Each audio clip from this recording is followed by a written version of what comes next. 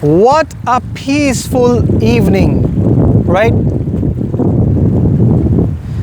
It feels so calm here. Is it just here or is it everywhere in the world? What if this feeling is not for only lucky ones? What if the whole world felt like this? What if every war, every bomb, every drone went silent starting today? It sounds like impossible, right?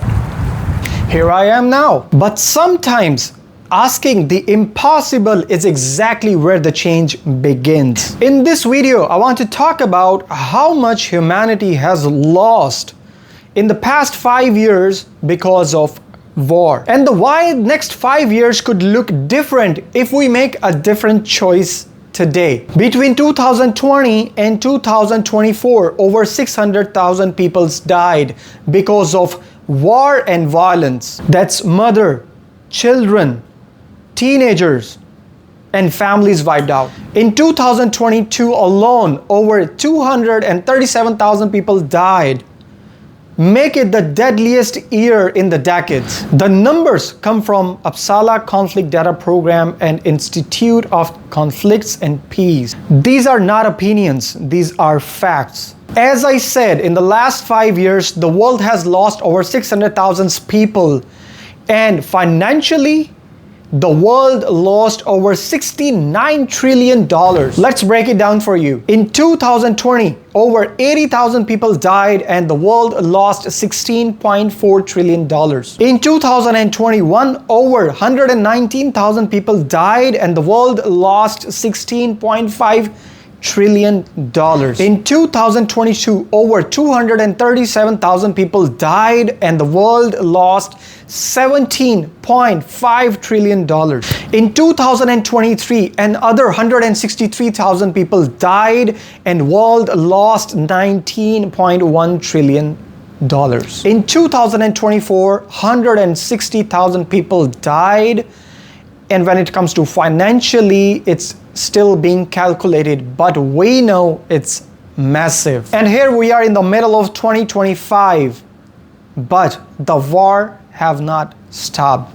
So the question is, are we really going to wait for more numbers? Are we going to wait for another hundred of thousands lives to be lost? Or do we speak now? War does not take lives, it takes our future. Just a fraction of that lost money could have ended world hunger, created millions jobs, brought clean water into every single home, and built schools in poor countries. But instead, it bought weapons, it destroyed cities, it took away dreams that never had a chance to begin. So the question is, who can stop this? The United Nations runs peacekeeping missions to protect civilians. But let's be honest, they can only do so much, because wars just don't happen. They are decisions made by the people in power. And that's why I believe the real power to stop wars does not lie in governments alone. It lies in us, the people. As someone who believes in peace, I feel this message deep in my heart. The world does not need more weapons, it needs wisdom. What if, just what if people across the world, no matter where you live, no matter what your race, come all together and say, this is enough. We have had enough. No more wars in our name. Peace is not just the absence of fighting. Peace is beautiful. Peace is creating jobs. Peace is getting better healthcare. Let's imagine something powerful. What if in 2026 people says across the world, this is enough. Imagine no more children hiding from the bomb. No more family splits by the war. No more money spent on the destruction. Instead, solar energy in every communities. Let's create millions of jobs. Let's provide free healthcare. Let's end the world hunger. Some people say peace is boring, that we need conflict to grow. However, I don't believe that. Peace is not boring. Peace is families eat together. Peace is kids walking to the schools without hearing any sirens. Peace is beautiful and powerful, but if we choose it. And the truth is, sometimes we choose the opposite. When two countries face conflicts, no matter small or serious. On social media, I have personally seen people calling for war, and even they try to put pressure on their leaders to start a war.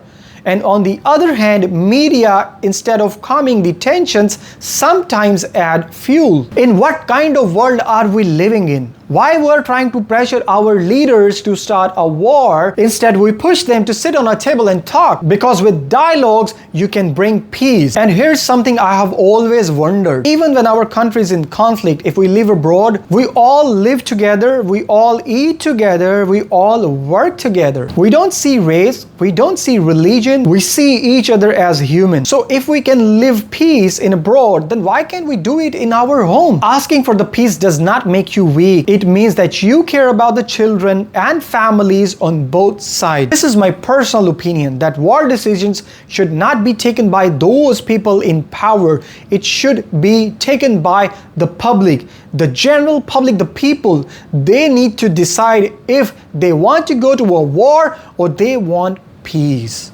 This message is not about politics. It's not about blaming anyone.